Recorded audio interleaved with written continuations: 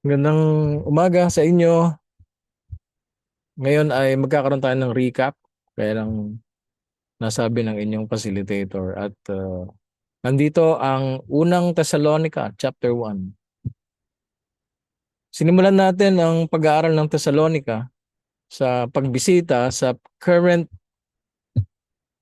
city na Thessaloniki na ayon sa ating napag-usapan na kaunti lang ang tao dito, wala pang kalahating milyon. Ito ay matatagpuan sa parteng Europe at ang tawag sa lugar na ito ay Thessalonica nung panahon ni Pablo. Yung mga linyang nakikita nyo yan, ayun yung ikatlong missionary journey ni Paul. Locate Jerusalem nandun sa baba at yung Thessalonica ay nandun. So almost 2,000 years ago, may isang lalaki na ginamit ng Diyos para magdala ng mabuting balita sa lugar na ito. At uulitin ko no, sa pagkakataong ito. Wala pang advanced form or means of transportation. But Paul, kung ano man ang available form ng transportation o kung ano man ang pwede niyang gawin ay marubdob yung kanyang pagnanais na dalhin ng mabuting balita sa abot ng kanyang makakaya. At we should be reflecting on the same, no? Gaano ka laki yung ating pagnanais na dalhin sa abot ng ating makakaya as far as we can. Hanggang saan ba natin madadala? Kayo na nasa Brixton, hanggang saan? Pwede kayo madala sa Kelsey dahil naglipat na sina Malen at sina Madjo doon, or kung kayo naman ay nasa Bagong Silang, pwede kayang madala sa Lubo. Galing tayo doon, kumakailan lang. Hanggang saan?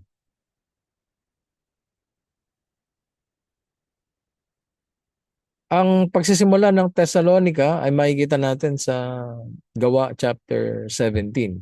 Hindi doon sa mismong aklat. At ayon diyan, dumaan sina Pablo sa Amphipolis, sa Apollonia hanggang nakarating sila sa Thessalonica. At ang unang puntirya nila ay ang sambahan, ang mga sinagoga. May mga naniwala naman kina Pablo at Sila, marami ring mga Grego na sumamba. At isa nga diyan ay si Jason, at gaya ng ating nasabi, verse 9, verse 8, nagkaroon ng gulo at yung sambahayan ni Jason ay inaladkad.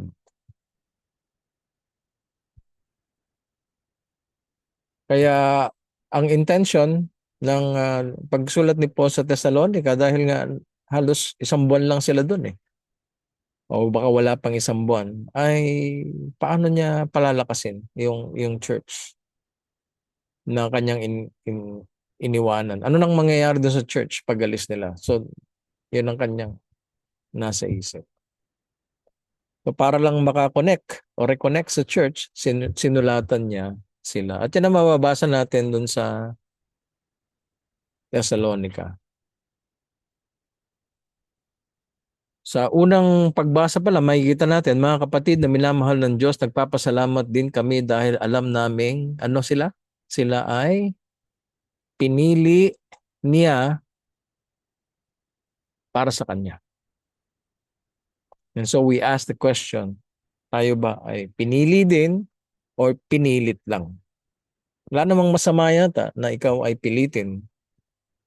May mga magagandang resulta rin naman yung mga pamimilit sa simula. Pero kung habang tumatagal, lalong mas mahirap kang pinipilit, ano kayang ipinakikita na?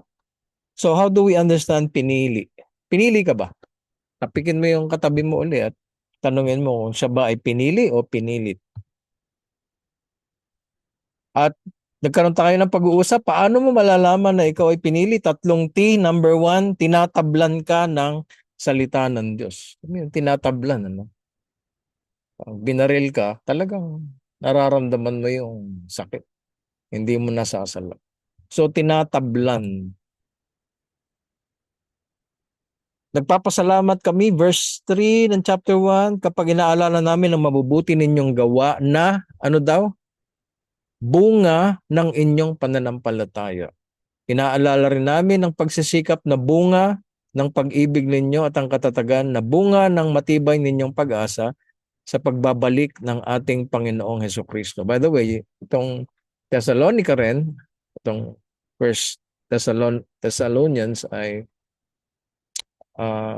tumatalakay sa tema ng pagbabalik ng Panginoong Hesukristo. So, yan. Tinanggap nila yung salita, verse 5, dahil tinanggap nyo ang magandang balita na ipinahayag namin sa inyo. Yun yung unang aspeto. Tinanggap nila yung mabuting balita at dahil sa kanilang pagtanggap, nagkaroon ito ng bunga sa kanilang buhay. So we ask the question, dahil kung tinatablan ka, may mabubuti kang gawa. May nakikita ka bang ganyan sa iyong sarili? Meron ka bang pagsisikap? Kasi may bunga ng pagsisikap. Meron ba? At yung pangatlo, may bunga ng matibay na pag-asa. Ito naman yung mga palatandaan na talagang tumatalab sa iyo, yung mga pinag-aaralan natin, lalo na kung matagal ka na dito sa SKK. Kung bago ka pa lang, then sana nararamdaman mo na may nagbabago sa iyong buhay. Kung matagal ka na rito, lalo na't higit, no? Ano na ang bunga na nakikita mo sa iyong sarili? Sana hindi lang araw, bungang araw. Sana may mga bunga ng mabuting gawa, pagsisikap, at matibay na pag-asa. Yung pag-asa hindi nabubuwal, kundi nagiging matibay pa. Yung pangalawang T na tinignan natin ay tinutularan mo si Kristo. Yung pinili, ang goal niya sa buhay ay tularan si Kristo. So tanungin uli yung katabi, tinutularan mo ba si Kristo? So pinili ka kung ikaw ay tumutulad kay Kristo. Ayon sa verse, alam ninyo kung paano kami namuhay noong nasa inyo kami. Ginawa namin ito para sa kabutihan ninyo.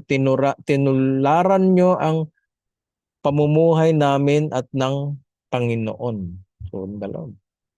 Pamumuhay namin at ng Panginoon. Dahil tinanggap nyo ang salita ng Diyos kahit dumanas kayo ng hirap. May kapalit, no? Yung kanilang pagtanggap. Ganun pa man, tinanggap nyo ito ng may kagalakan na galing sa banal na Espiritu. So, tinutularan si Jesus. Ano ba ibig sabihin ng pagtulad? Ibig sabihin noon na ang buhay niya ay para gawin ang kalooban ng Ama. Yan si Jesus. Nabuhay siya dito sa maikling panahon, ang nais niya ay gawin ang kalooban ng Ama. Ano ba yun? Ano ba yung kalooban ng Diyos? Pag tinanong natin, ano yun? Okay, sulat nyo to. Mabuhay ka ng may kabanalan bilang isang saint. Mabuhay ka ng may malasakit bilang sibling sa mga kapatiran. Mabuhay ka ng may misyon bilang servant. Yan ang aking masasabi bilang tumutulad kay Jesus. Papansinin din nyo rito na nabuhay sila ng may kagalakan galing sa banal na spirito habang tinitiis ang kahirapang dulot ng pagtanggap ng salita ng Diyos. Napakagandang balance nito, no? Hindi lang ang highlight sa kanilang buhay ay yung kanilang kahirapan. Ang highlight din sa kanilang buhay bilang mananampalataya ay yung kagalakan na meron sila galing sa Spirit sa gitna ng kahirapan na dulot ng kanilang pagiging Christian. Isipin ninyo yun. Isipin natin yun. Minsan ang highlight natin yung kahirapan sa buhay natin. Minsan di pa nga dala ng pagiging Christian natin. Pero yun, ang hirap ng buhay. Pero sila, yes, sinasabi nila na dapat nating asahan na merong kahirapan nito. yung ating pagiging Christian. Pero sa kabila nun, highlight din yung kagalakan na meron sila. So this is a reminder for us, no? Mahirap ang buhay, pero may kagalakan din.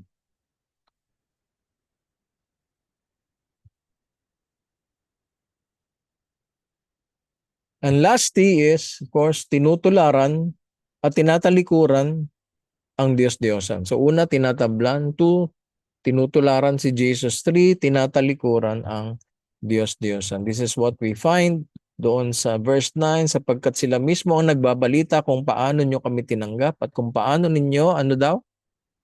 Tinalikuran ng pagsamba sa mga Diyos-Diyosan.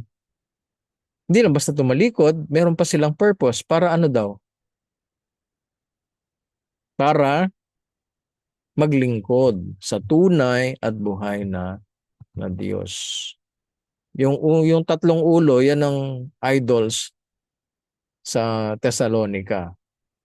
Yung pangalawa, yan naman yung idol sa Pilipinas bago dumating ang mga Katoliko. Yung pangatlong idol, yung ganito, yan na yung mga idols na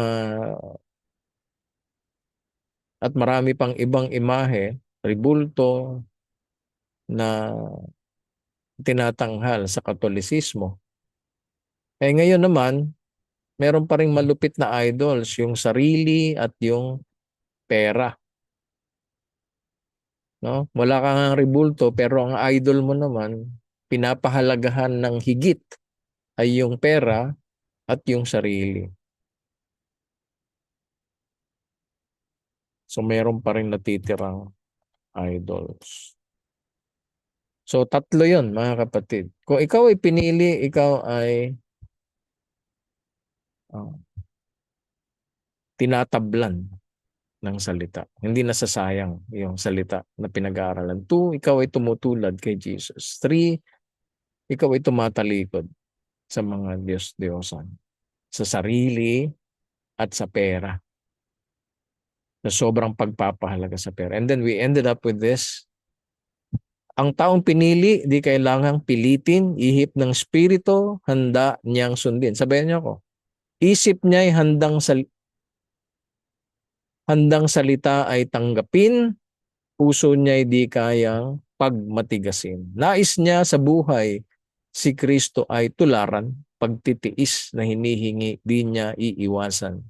Sa huli ang adhika lumayo sa Diyos-Diyosan, pera at sarili, upang tunay na Diyos kanyang paglingkuran. Pagpalain ng Panginoon at gamitin ng Holy Spirit itong ating natutunan dito.